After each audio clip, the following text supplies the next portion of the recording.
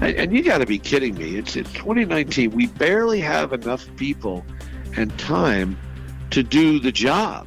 And the job at the absolute minimum is training and responding. And now you're going to ask members to come on board and knock on doors and go door to door and stand in the street with boots. It's ridiculous. Enchanted Sky Media.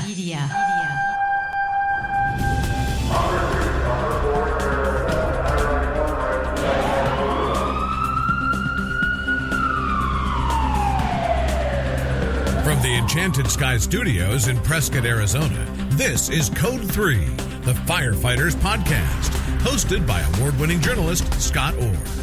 Code 3 features interviews with leading members of the fire service, discussing firefighting strategies, tactics, and other topics you need to know more about. Now, here's Scott. That's right, and I will not let Parkinson stop me. Thank you for joining me again on another edition of Code 3. You are listening to the show for and about firefighters. Let's get started. Volunteer firefighters make up most U.S. departments by far. Yet the state of volunteer firefighting in this country is in serious trouble. The NFPA issued a report in March that said there were 46,000 fewer volunteers in 2017 than a year earlier. There just aren't enough people willing or able to volunteer to answer emergency calls anymore. And it's not just limited to rural areas. Response times are going up and the number of people responding keeps falling. It's past time to start finding solutions. Here to discuss that is Billy Goldfeder. He's a deputy chief of the Loveland-Symmes, Ohio Fire Department. He's a prolific writer for several fire service magazines. Billy's a member of the board of directors of the National Fallen Firefighters Foundation, the September 11th Families Association of New York, and the International Association of Fire Chiefs. You can find him at firefighterclosecalls.com. Billy Goldfeder, welcome to Code 3. Pleasure to be here. Thanks for taking the time to chat. So does the public really understand the lack of staffing in a typical volunteer fire department? Well, I'm not sure the public understands staffing in any fire departments. I think that, honestly, when they see TV shows or when they read children's books, typically there's firefighters all over the apparatus and all over the scene, and unfortunately, it's not always reality. Specifically in volunteer fire departments, what we're seeing across the nation, and there's different theories about why this is happening, but we're seeing less and less turnout, less and less response, and less interest. And this is not by any stretch of the imagination any slam on a volunteer fire department. There are many volunteer fire departments that are succeeding and doing well, and most of them have adjusted how they operate. In other words, let's say they were formed 50, 75 years ago. And that was, when there was an alarm, maybe once a week, if that, and or an emergency once a week. But that's when most people lived in their communities, worked in their communities, and life was a lot simpler back then. You'd come home from work, you'd read the newspaper, and if you had a TV, you'd watch it or listen to the radio, and you'd go to bed. I mean, that was pretty much life, but it was all centered around the community, centered around your home. Today, that's just not the case. So what some of the most successful volunteer fire departments today have done is that they've matched their organization to the needs of the community, which is exactly what they did years ago when they were founded. In other words, we have fires. We don't have a nearby fire department or fire company, so we formed one. Unfortunately, the way they operated back then with, once in a while having a little bit of training, once in a while there was a run, that's changed substantially. And so in order to come from home or come from work when you're doing 1,000 or 1,500 runs a year or even a couple hundred, just may not be a reality anymore. Is the lack of volunteers worse than most departments will admit to the public? Oh, I think so. I don't think that they're being honest. I don't think that they're going and again, I don't want to broad brush this. This is my opinion, obviously, of what I'm seeing. But I think on average, In areas that are relatively heavily populated or even, suburban areas, they're not. The tones are going off more and more. They may or may not respond. I have countless examples of fire departments. I mean, I'm aware of one station that 50% of the time they fail to get a truck on the road. And no one's screaming about that. And the screaming wouldn't come from the public because they wouldn't realize that unless something critical occurred. But the screaming has to come internally from the bosses, the commissioners, the chiefs, the city council, the village trustees, to understand that this is a real problem. And there's nothing wrong with admitting, say, hey, we need a change here. We need bunk rooms. We need stipends. We need in-house uniform funding, or we need to hire people. And that's not the end of the world. It may be the end of someone's individual personal world of what they like or what they don't like. But again, if it's 10 o'clock on a Tuesday morning or midnight on a Friday night and there's a house fire, what in reality is the response going to be? And you know the answer. Everybody knows the answer. Whether it's a good answer or a bad answer, they have to face that and deal with it. A volunteer fire department on a regular basis should be reporting the good, the bad, the ugly, and the community has an obligation to support whatever suggestions are being made to fix the problem. I've always found that if we use a sort of a test, what's best for the public and then what's best for the members, we're going to usually figure out what's best and how we need to be operating. So then I would assume you think volunteer departments should be proactive so that if they are hemorrhaging members, they should have a duty to tell their community they may have to cut services or that response times may be longer. Sure, absolutely. Hey, this is what they're there to serve the public. So then there's the answer to that is yes, you need to let them know, give them reports and say, hey, that the evenings we do well. We can get trucks out. We've got crews, people are around, and we're fine. But during the day, we do not have the ability to get our trucks out in a timely manner, and we need assistance. One of the problems also is that so many volunteer fire departments receive little to no funding from the public. They have no automatic tax funding. They do pizza sales, turkey sales, roadside boot drives, fund drives. And you got to be kidding me. It's 2019. We barely have enough people and time to do the job. And the job at the absolute minimum is training and responding. And now you're going to ask members to come on board and knock on doors and go door to door and stand in the street with boots. It's ridiculous. You don't see the public works people doing that. You don't see the cops doing that. And I understand traditionally the volunteer fire department want to be independent and fund themselves and all that. So that's not reality. There's, as you said and as you've asked, there really has to be an honest, no-nonsense, clear view of exactly what is expected and what a volunteer fire department can do and what they can't do. And that needs to be shared with the local governing body, the public, and say, hey, we want to continue to exist. We want to continue to serve, but here's what our needs are right now. Well, in the interest of realism, not negativity, I don't necessarily think that sort of a concept of taxing would go over well, even though it's needed. I think because people are, just like anything else, people are used to getting fire service for free, that if you suddenly say, hey, we've got to start taxing you, they're going to be up in arms. The other thing that goes with that is that, and again, this is my opinion of how people react, I believe they'll say it's some sort of an excuse. They don't realize that their fire department isn't receiving money currently except through the turkey sales. Yeah, so that's all about honesty and full disclosure. We can't just say, hey, we're starting a tax next week.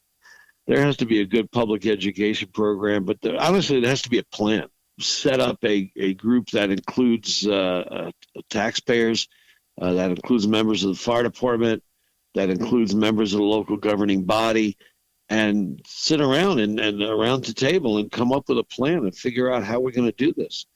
And I mean, I think when it comes down to, and I understand people and taxes and all that, but fire and rescue is one of the few taxes that you actually can see where your service is coming from compared to sometimes, the money going to Washington and even local government. We pay so much money, but yet our roads are still screwed up and bridges are still needing a repair and, all those sort of things. But I think, and I'm not talking about money coming out of a general fund.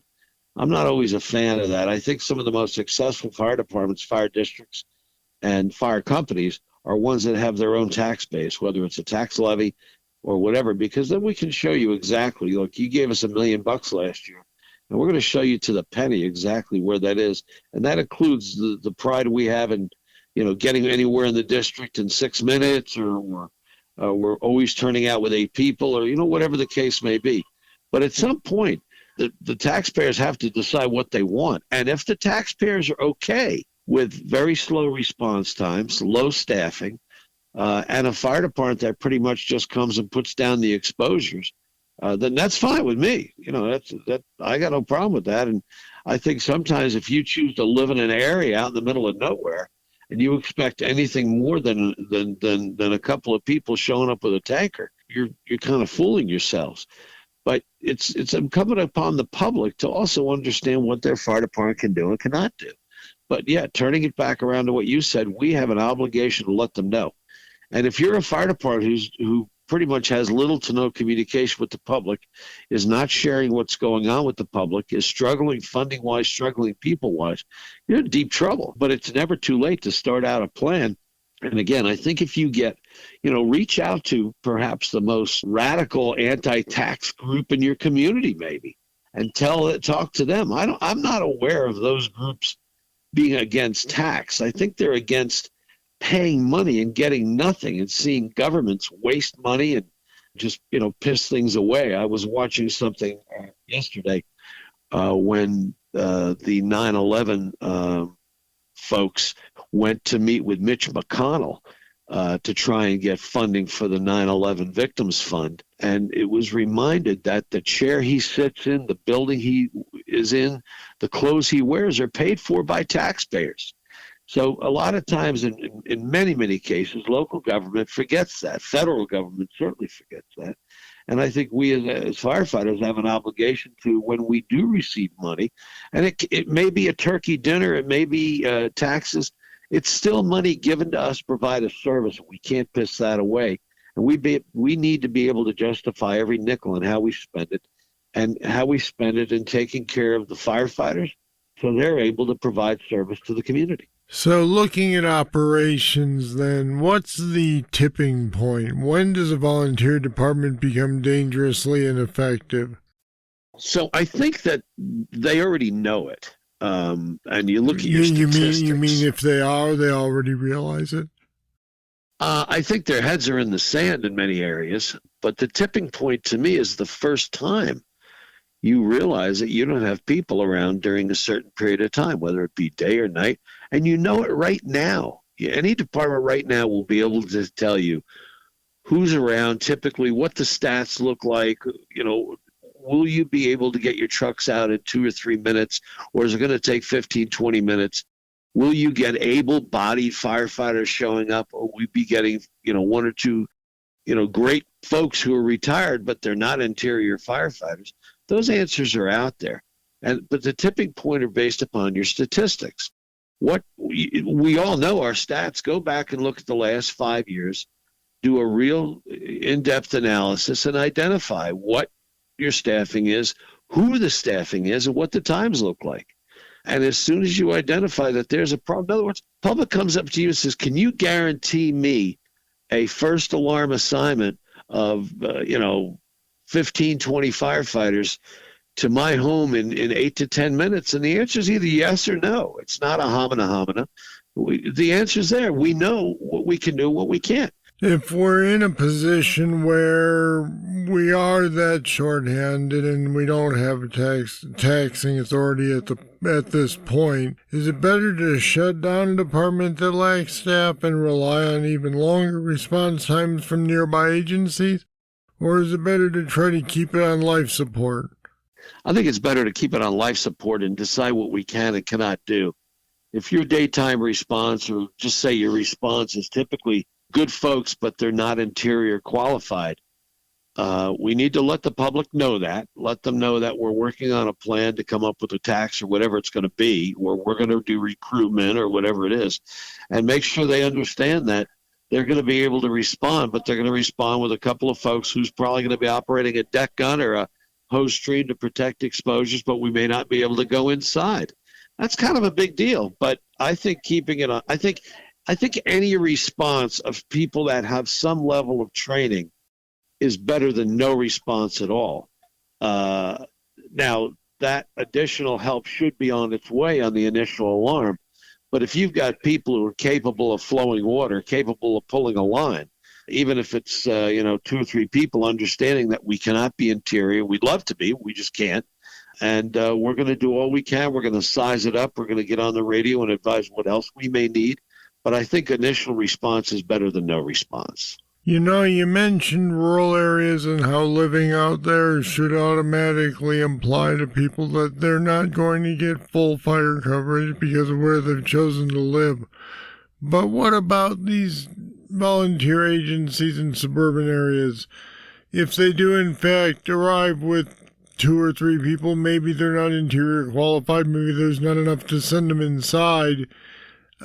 What does that say to the homeowner who is expecting fire coverage but is only getting exposure coverage? Yeah, so that's a great point, and we're fooling the public, and nobody likes surprises, other than good surprises, right? And I mean, if you work for a fire chief, I'm sure you've heard from your chief, don't give me any surprises. If there's any problems, let me know ahead of time, and be communicative and let me know what's going on. Well, we have the same obligation to the public.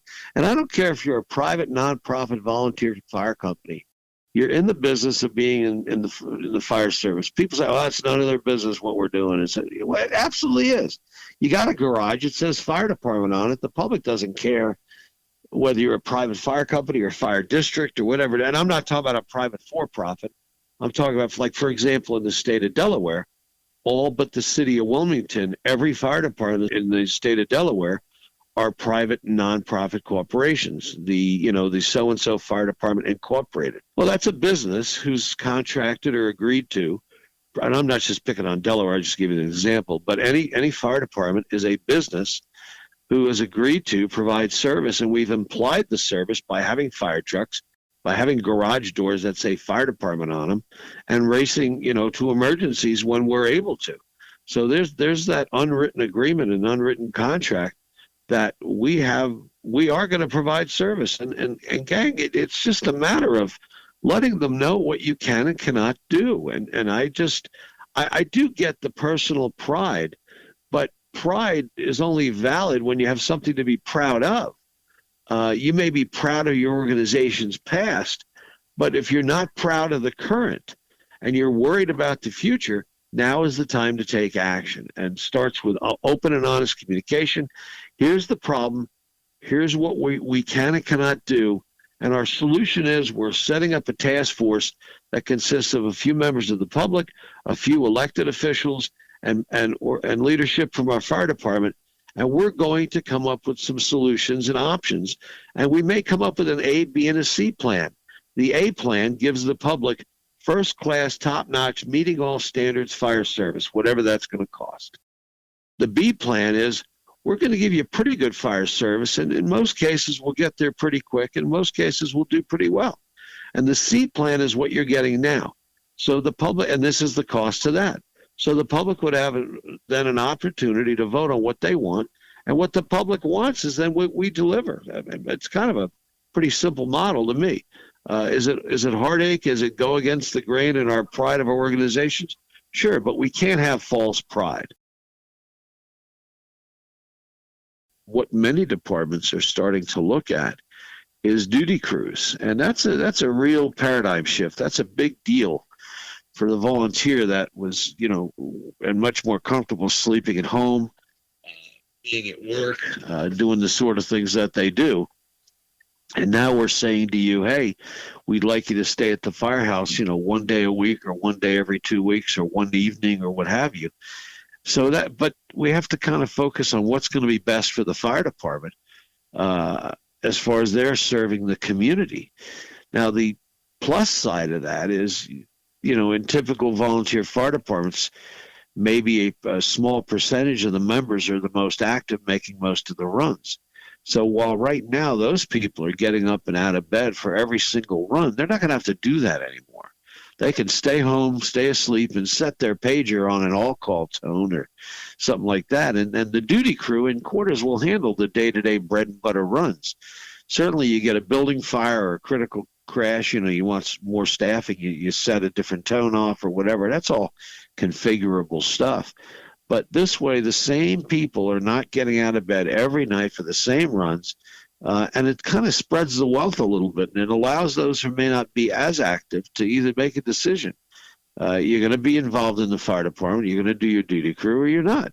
That also allows us to apply training at the same time, so it's one less reason to have to be at the firehouse. So it's really all about changing how we operate at little to no cost. Keep that in mind. This isn't costing anything.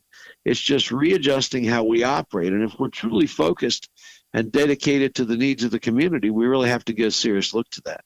Other solutions are automatic mutual aid. This is not just about one fire department. This is about regions of numerous volunteer fire departments where in some areas they still refuse to have an automatic aid program. No, we'll handle it ourselves till we get there and decide what we need. That's absolutely inappropriate.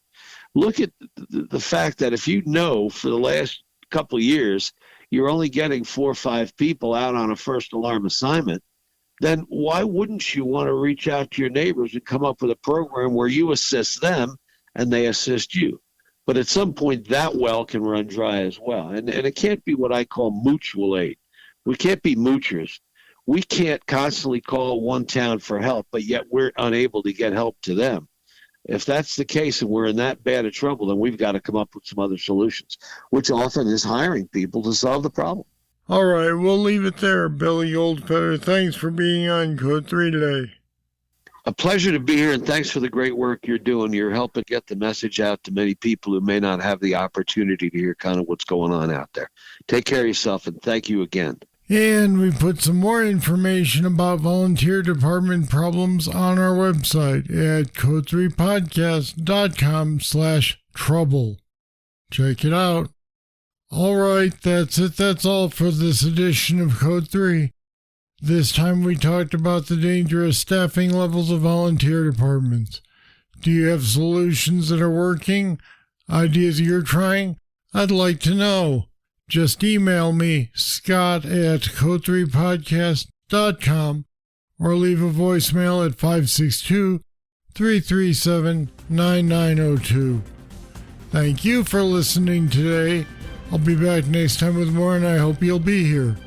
I'm Scott Orr, and until then, stay safe. Code 3 is a production of Enchanted Sky Media. To contact us, get more information on today's topic, or subscribe to the podcast, go to code3podcast.com.